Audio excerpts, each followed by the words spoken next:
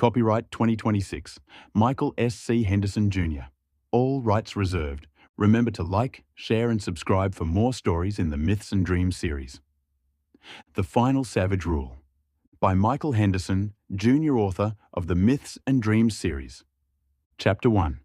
The Broken World. No one alive today remembers the moment the world fractured, but the event left scars in our cellular memory. Most of it vanished, though its echo entangled worlds, myths, and dreams across dimensions of infinity. Some of it arrived here in a time when terrible lizards ruled the earth. The ancestors remembered storms. They remembered hunger.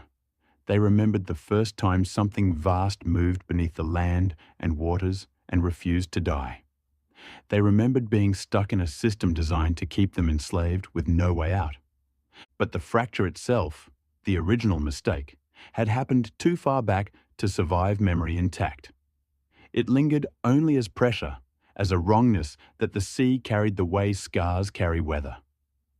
Long before coral cities learned to breathe, something fell.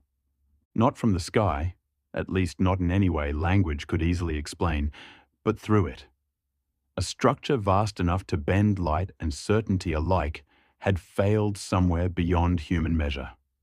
When it collapsed, it did not explode outward. It folded inward, slipping through layers of reality like a blade through cloth. Most of it vanished. Some of it landed here. The land and ocean accepted the fragments the way they accept everything else, without judgment, without forgiveness. They buried them deep, wrapped them in pressure and time, and waited to see what would grow. Millennia passed. Coral City South woke before the horns announced their warnings. The city clung to the great reef like a careful thought, homes grown rather than built. Pearl coral trees rose from the seabed in vast, interwoven canopies, their trunks pale as moonbone, their branches veined with gold, rose, and soft jade light. Structures bloomed directly from them, doorways shaped by time and touch, walls layered in shell, limestone, and living coral that shifted color with the tide. Arches braided from living stone curved between trunks, some white and smooth as polished pearl, others flushed with blues, violets, and ember orange polyps.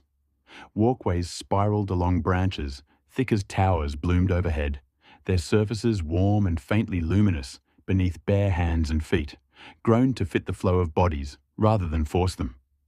Children drifted hesitantly between handholds and low branches, laughing softly as they chased one another through the blue. Some stared blankly as they clung to root knots near the sand. Others spun slow circles in the water currents, skirts of kelp and leaf fiber fluttering like petals. The city held them easily. It always had. Today was no different. Light filtered down through the canopy in scattered shafts, catching on pearl-white coral and refracting into color. Soft rainbows moving across doors, faces, and the sand below. Fish threaded through the branches as naturally as birds once had on the surface, through trees, and as snails and suckerfish acted as nature's maids. Even the currents seemed gentler here, as if Coral City South preferred calm, preferred patience, even when a kaiju might appear at any moment. From a distance, the city looked less like a settlement and more like a single living organism. White coral trees at its heart, color blooming outward, memory layered upon memory, quietly enduring. Attention shifted. The signal rippled outward. Guardians stiffened. Conversations died. "Currents off," murmured a sand-rank sentry beside him. Below them, protectors shifted into position. Coral ranks first, then stone, then mountain. Volcano ranks were held back as doctrine demanded. Their weapons quietly hummed with full charges generated and channeled from the Guardians' bioelectrical fields. They will be needed if the fight escalates. For now, power conserved was power that lasted. "All Guardians move," Tarek said into the current, voice steady. "Civilians to the interior hollows." The Guardians moved to their root defense formations. "No panic. Panic smells like cooked meat to the kaiju." The first Guardian emerged from the central arch moments later.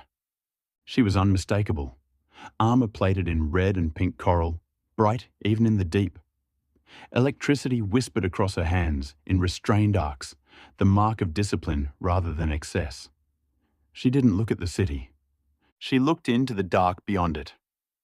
Rising pressure from below the ridge, maybe 500 meters, Tarek said. No scatter pattern. Her jaw tightened. Then it's holding. As if the monster heard her speak, it emerged from the darkness, slowly, methodically.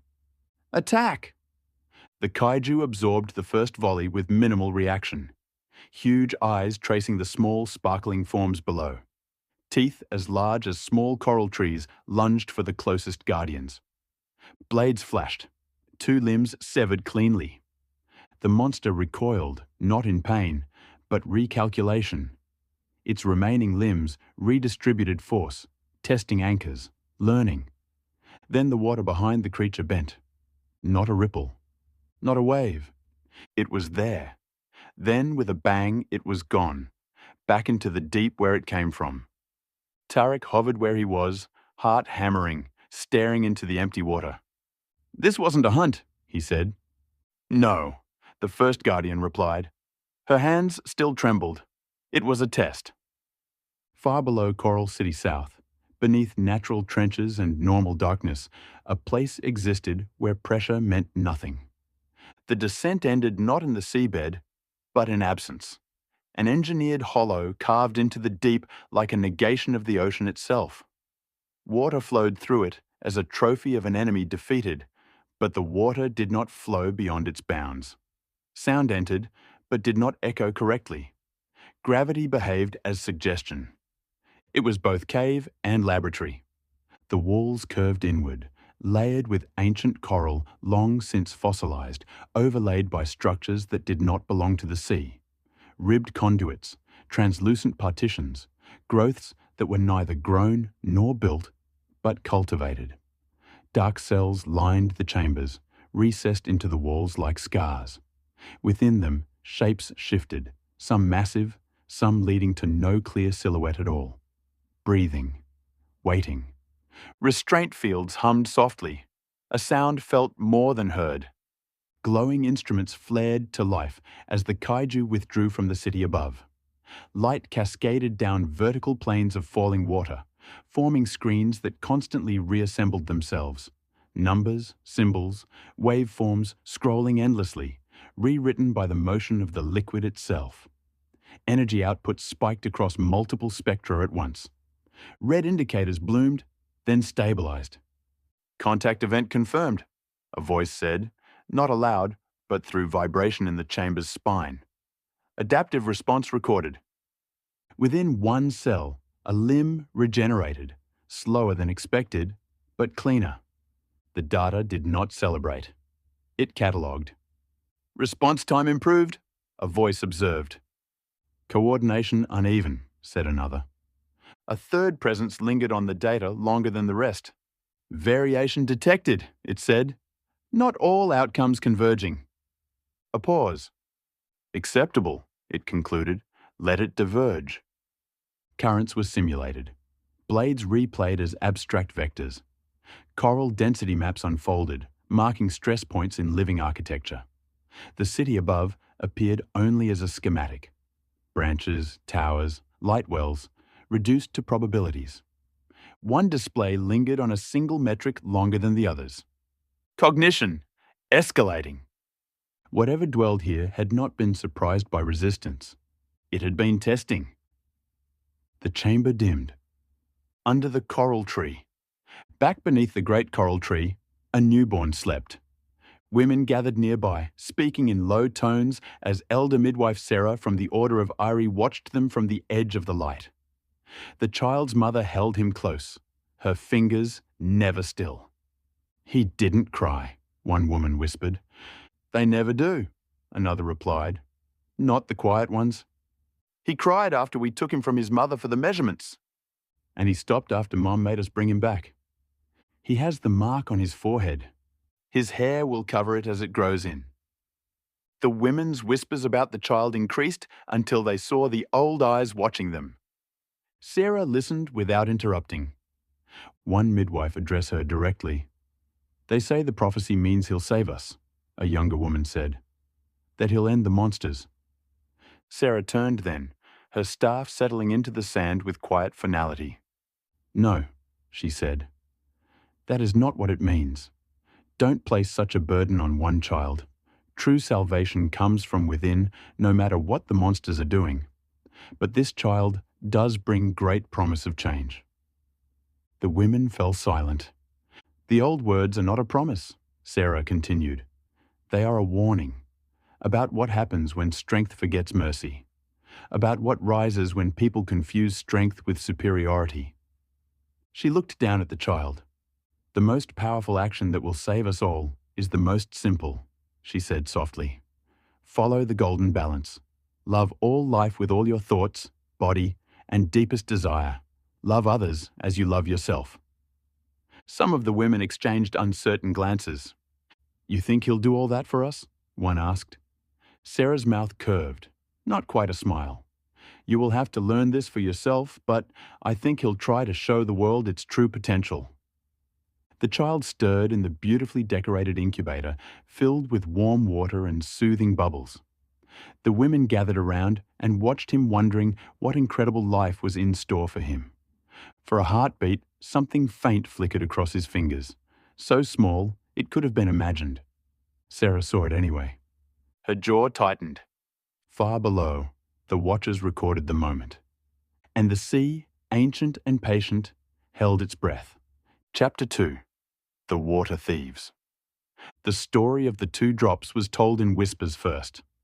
Not because it was sacred, though some insisted it was, but because it was dangerous. A true origin story is never only history. It is a weapon. It decides who deserves credit, who deserves blame, and what kind of future a people believes it is allowed to have. In the Coral City, elders spoke of the sea as a mother, of currents as memory, of lightning as gift.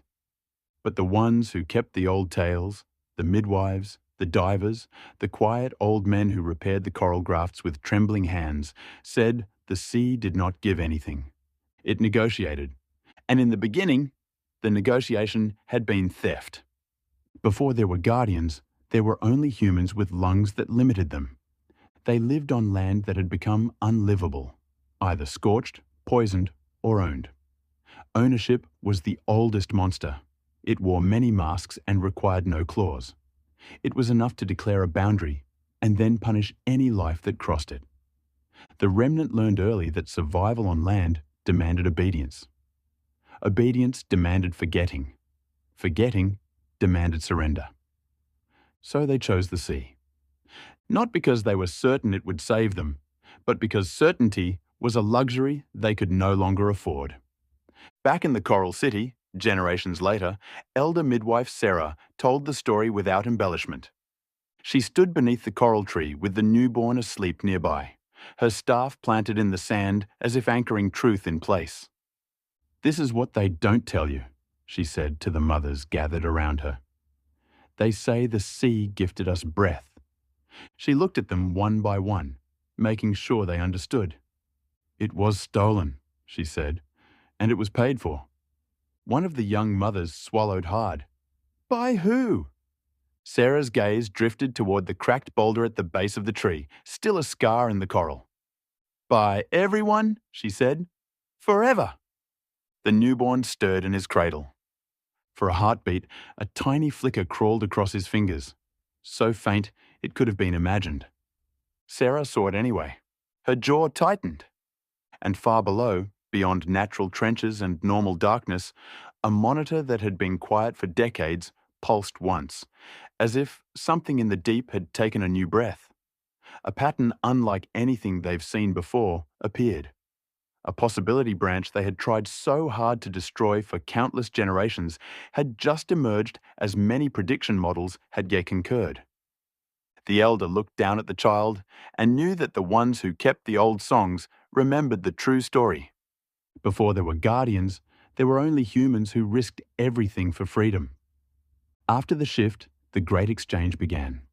Strength for safety, vigilance for comfort, liberty transformed into a word that no longer meant the same thing. The oldest monster did not rise from the deep or descend from the sky. It had no talons, no fire, no hunger that could be seen. Apathy came safely, offering routine, promising ease, whispering that nothing more would be required. But freedom was never a gift. It was a line drawn in blood and breath, and few were willing to cross it. For its price was ceaseless attention, shared burden, and the courage to stand when standing meant sometimes standing alone. That line became the law of the world. On one side stood those who breathed in open air and fought the monsters from within, and fought the terrors that threatened from the outside to take without consent and truth. On the other, those who drank Rep Temple drafts slowly, allowing it to quietly numb the fear, calling it order as the water closed above them while hiding under the bones of their ancestors. The oldest among them, called Eerie by those who trusted her, and Witch by those who feared her, held a vessel against her chest. It was small. It didn't need to be large. The value inside it was not measured by volume. A younger woman pressed both hands to her stomach, as if holding herself together by force. "This is our escape. Salvation comes next," she whispered. "Maybe escape is enough for us, but one day, true salvation may come." Eerie turned then. Her eyes were steady, unblinking. "They kept these last 2 drops since the shift. Its magic is all that remains of those who brought us here," she said. "Whoever truly stands behind the Rep Temples used this power to enslave all of mankind, to bind us into obedience, to teach us fear and keep us the same as we've been for 1,000 years." She closed her hand. "Now we will use it to break their hold and step out of the cycle they built." The man stepped closer, as if he might snatch the vessel. "And if it does nothing?" "Then we die like everyone else, numb and pointless," Irie replied. "But we will not die obedient to our own destruction." Wind slid over the sea, cold and sharp. The tide shifted, lapping at the rocks below. Somewhere far behind them, faint lights trembled, meagre settlements, patrol fires, borders enforced by men who believed the only protection came from their temple walls made from our family's bones and that rancid drink. A child in the group, no more than 7, looked up at Irie. "Will it hurt?" the child asked. Irie's expression softened, just slightly. "Yes," she said, "everything that changes you hurts." They followed her down the rocks with slow, careful steps. Each footfall threatened a slip. They needed to do this before a patrol found them and alerted the village. Each breath tasted like salt and blood. They reached the edge of the tide pool where the sea waited, indifferent, endless. For a moment, she held the vessel above the water and did nothing. The others leaned close, as if meaning might be visible through a clay jar. Irie's voice dropped, almost gentle. "We didn't steal power," she said. "We stole the right to try. We were surviving. Now we have a chance to live." The scent that rose was not water. It was something cleaner than water, something that made the air around it feel thin and sharp. 2 drops clung to the lip of the container, glowing faintly.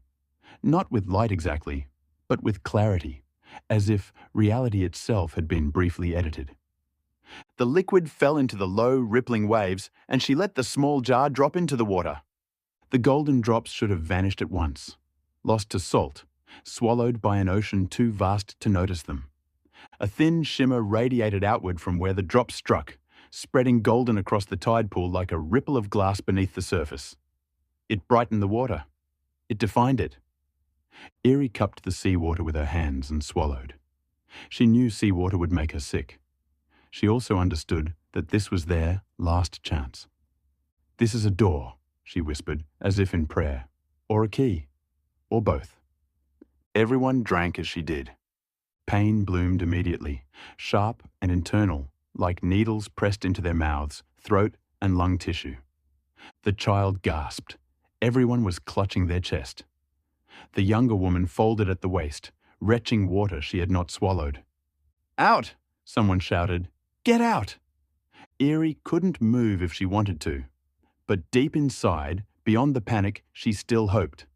She believed they would become something greater, something that could survive the endless days of meaningless preparation for a pointless death. Breath came harder, then easier, then wrong again. The child's lungs spasmed with the sound of drowning. The younger woman's eyes rolled back, and one by one they all fell face first into the water. They struggled to lift themselves up to breathe, but as they tried to inhale, they discovered air had become insufficient. The child sobbed, half laughing. "I can—" They gasped, then inhaled seawater again, deeper. "I can breathe." "It's changing you," Irie said, her voice shaking now, not from fear, but strain. "Let it." "This isn't possible," the man whispered. The shimmer continued its work. Blood thickened slightly, carrying new chemistry. Webbed toes and fingers appeared. Bones ached as if rearranging themselves from within. The sea was no longer only outside them. It became partially inside. The pressure felt familiar, its weight meaningful. Faint lines appeared beneath their skin. Not bright, just visible enough. The man recoiled from his own arms. "No!" he screamed. Irie met his gaze. "Yes, you wanted escape. This is the price." The tide receded slowly. The remnant stood breathing water, eyes adjusting faster to darkness, balance shifting as if the sea itself had become a familiar floor. The child laughed again, shaky with relief. "We did it." The man looked back at the open ocean, where blackness stretched without end. "We seem to have soaked it all up, but that small pool by the shore, what if it spreads?" "It's diluted, but it won't spread," Irie said. "You wasted it," he spat back. "I shared it. Now we all have a chance to survive." None of them noticed that one man, Nonuk, standing slightly apart, never entered the water with the others. He waited, and when the shimmer thinned, he stepped forward alone, legs soaking in the last of the fading light. He lowered his hands and picked up the discarded vessel from among the rocks as one eyebrow lifted. The cup, now filled with seawater, held the second drop of golden light still clinging to the rim. He drank the last remaining trace and walked into the black. No one saw a difference. Not then. Generations later, the elders in the Order of Erie would argue about that night. About whether dilution saved them or doomed them. About whether the man who drank alone was selfish or necessary. His descendants would be observed from that day forward. They would say there was no visible difference at first, no mark, no sign. And for a long time, that was true. Until Eakham was born. Share, like and subscribe for the next chapter.